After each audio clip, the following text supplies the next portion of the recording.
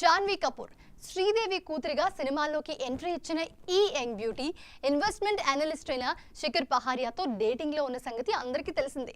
మేము ప్రేమలో ఉన్నామంటూ బహిరంగంగా చెప్పకపోయినా గ్యాప్ దొరికితే చాలు పార్టీలు, పబ్బులు, గుళ్ళు, గోపురాలు అంటూ చట్టా పట్టాలేసుకుని తిరగడంతో ఈ జోడీ అనేక సార్లు కెమెరాకి చిక్కడం మనం చూస్తూనే ఉన్నాం.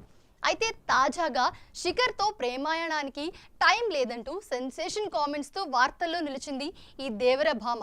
మరి అంత బిజీగా ఉన్న అమ్మడు అసలు ఏం చేస్తుందో మనం కూడా ఒక లుక్కేద్దాం. శిఖర్ పహారియా ప్రముఖ వ్యాపారవేత్త సంజయ్ పహారియా కొడుకుగా పెద్దగా వార్తల్లో కనబడని ఈ యంగ్స్టర్ లండన్లోని రీజెంట్ యూనివర్సిటీలో గ్లోబల్ ఫైనాన్షియల్ మేనేజ్మెంట్లో బ్యాచిలర్ డిగ్రీని పొందాడని సమాచారం.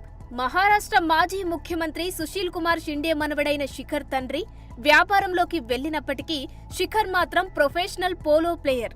గుర్రపు స్వారీలో కూడా అంతర్జాతీయ టోర్నీలోనూ దేశానికి ప్రాతినిధ్యం వహించాడు.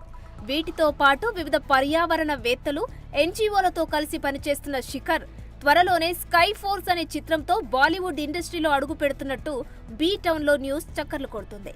ప్రస్తుతం లండన్లోని ఒక అంతర్జాతీయ కంపెనీలో ఇన్వెస్ట్మెంట్ అనలిస్టుగా పనిచేస్తున్న శిఖర్ చాలా కాలంగా జాన్వీతో డేటింగ్ చేస్తూ వార్తల్లో నిలిచిన సంగతి తెలిసిందే.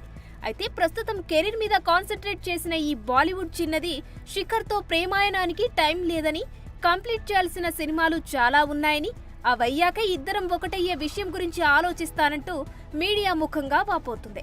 ఇకపోతే ధడక్ సినిమాతో బాలీవుడ్లోకి ఎంట్రీ ఇచ్చిన జాన్వీ కపూర్ ప్రస్తుతం దేవర రిలీజ్ కోసం ఎదురుచూస్తుంది.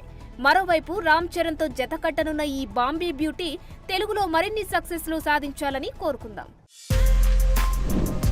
For more videos like this, subscribe Big TV channel.